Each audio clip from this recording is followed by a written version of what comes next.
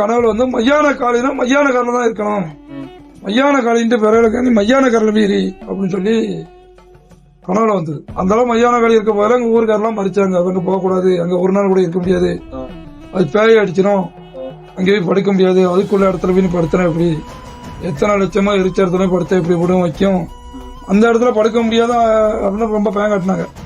ஐயரை கூப்பிட்டு காட்டாங்க, ஐயரும் பார்க்க கூடாதுட்டாங்க.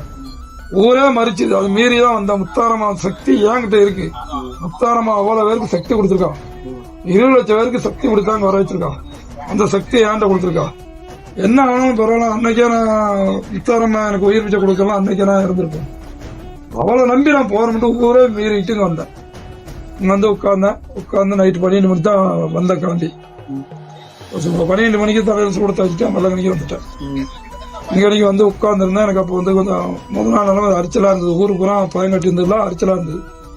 அப்பதான் ரொம்ப பயமா இருந்தது. உட்காரும் முதல் நாள் உட்காரும் போது தண்ணீரியாவது ஒரு பயம் உட்கார்ந்துருக்கேன். முதல்ல வந்து டம்முன்னு ஒரு ஆள் எடுத்து மாதிரி